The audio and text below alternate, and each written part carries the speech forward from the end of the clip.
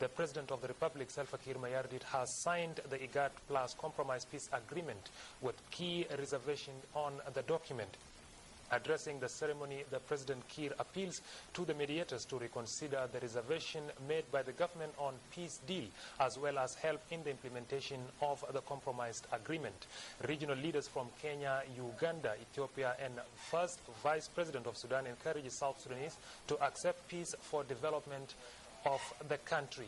And with us in the studio is Honorable Peter Bashir Bandi, the Deputy Minister for Foreign Affairs and International Cooperation, also a member of government delegation to Addis Ababa Peace Talk, to tell us more about today's event. Welcome to the program, Honorable. Thank you. Considering the recent demonstrations that has taken place in the country in the last few days, what are the changes that occurred to make the President sign this document? Well, I want to thank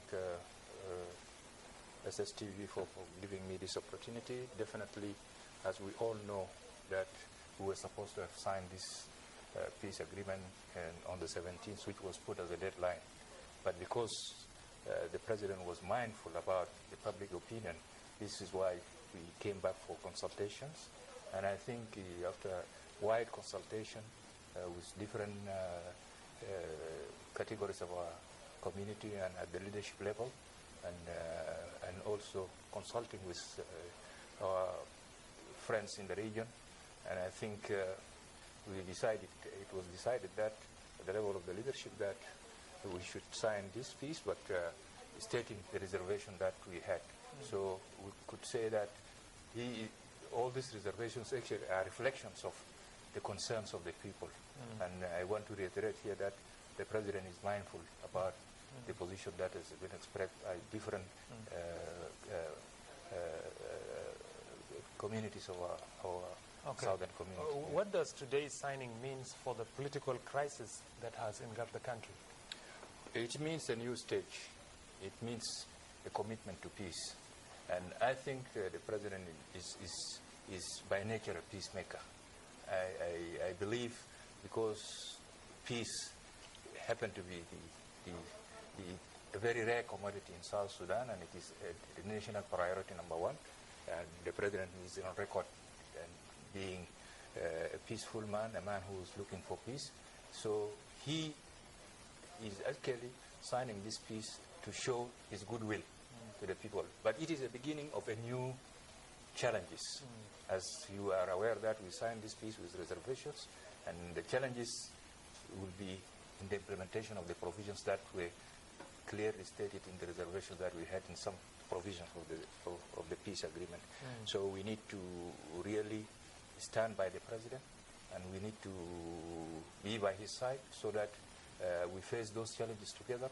And as he stated in his remarks today before the signing, he also appealed to those who were the regional leaders who came around and who have been all the time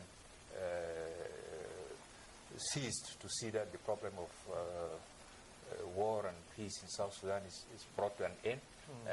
They have to also come and help us in the implementation process. Also, the document, the compromise IGAD, which was signed today, talks of immediate implementation within the 72 hours of the signing. Is this possible? That provision is connected with the permanent ceasefire. It specifically refers to the cessation of hostilities, because the agreement says that as soon as the agreement is signed, then within 72 hours, the two sides should actually declare a permanent ceasefire. Well, how will the contentious issues be resolved in this document? Well, as expressed by the President, he has urged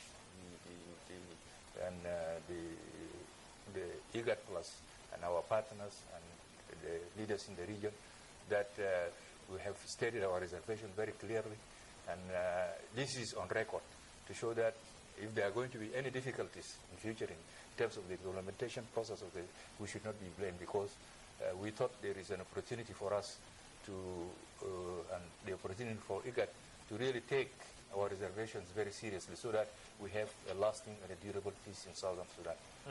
If you can briefly tell us about the reservation, exactly what are the reservations? Well, the reservations are many.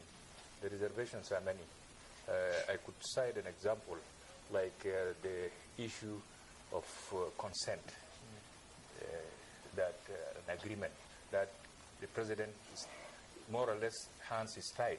There are certain decisions that he will not take alone unless his first vice president agrees to it or consents to it. This makes the government not to run. Exactly. And then you have the issue of the decision-making mechanism also within the cabinet. It's another. Okay. And also, because of time, quickly, if you can tell us what should the people of South Sudan expect after the signing of this as far as peace is concerned? People should expect, and we hope we'll be able to meet. As a government, we are committed to peace, and we want really peace to prevail in the country. And we expect, and the people will expect definitely that the rebel movement reciprocate to the peace agreement, because as we speak, Riak's camp is divided, and as we speak, they are still violating and the cessation of hostilities. So we hope that they are genuine because they were the first to sign, and that now our president has appended his signature on this peace agreement. We hope the international community and the IGAD, for that matter, will be now very serious in seeing to it that this peace is sustained and there is completely silencing of the guns in South Sudan and opening of the corridors for humanitarian support to reach our people. And our international partners should demonstrate responsibility, since they were behind the pressure that the government should sign. We have done it because we want peace for our people. Okay, Honorable Peter Bashir Bandi, the Deputy Minister of Foreign Affairs and International Cooperation. Also, you've been a member to the government delegation to Addis Ababa. Thank you very much for having your time and coming to our news and express today. You are welcome. Thank you very much. Yeah, thank you. Thank you. Okay, as to remind you again of our top story today, the President of the Republic, Salva Kiir Mayardit, has signed the IGAD Compromise Peace Agreement with key reservation on the document. Addressing the ceremony, President Salva Kiir appeals to the mediators to reconsider the reservations made by the government on the peace deal, as well as to help in the implementation of the compromise agreement. Regional leaders from Kenya, Uganda, Ethiopia, and the first Vice President of Sudan encourages South Sudanese to accept peace for development and prosperity in the country. But I warn you, you regional leaders,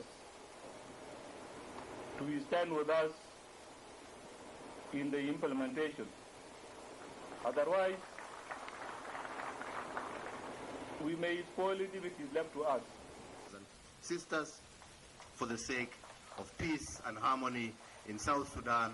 I know it has been a difficult time for all of you, because as with any conflict, there are wounds, but we must be guided rather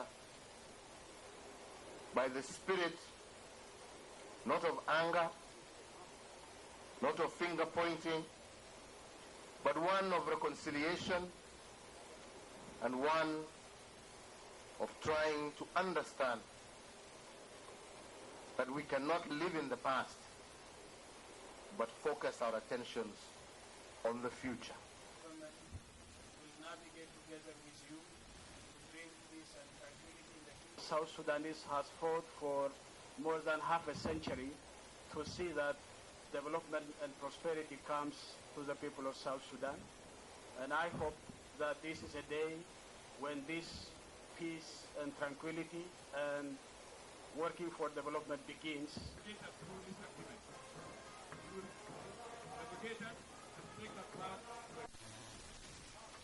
Okay, as to inform you again about our main item here is the President of the Republic, Salva Kiir Mayardit, has signed the IGAD plus compromise peace agreement with key reservation on the document. Addressing the ceremony, President Kiir appeals to the mediators to reconsider the reservation made by the government on the proposed agreement, as well as to help in the implementation of the compromise agreement. And earlier, as Garang John gave us a report, but we are still working on that. If we get it, we'll let you know immediately. Regional leaders from Kenya, Uganda, Ethiopia, and the first Vice President of Sudan encourages South Sudanese to accept peace for development and prosperity of South Sudan. And now, before we end our news, here are some messages. The chairperson of South Sudan Peace Committee, Dr. David Kweth, extends congratulatory message to President Salva Kiir Mayardit for signing the IGAD plus compromise peace agreement for South Sudan. He also commended the tireless effort for his quest for restoring peace in the new nation. Dr. David Kweth also congratulates the entire South Sudanese for a restoration of peace. Another condolence message. Archbishop of the Reformed Episcopal Church of South Sudan, Gabriel Rory Jur, and the entire House of Bishops, clergy, and laity extend condolence and sympathy to the family of the late Ambassador Alison Manani Magaya, who passed on in Geneva, Switzerland on the 24th of August 2015. Bishop Rory described the late Magaya as an icon for peace and unity in South Sudan, who will be remembered as a generation key player. May the Almighty console the bereaved family of the late. God gives and God takes. Amen.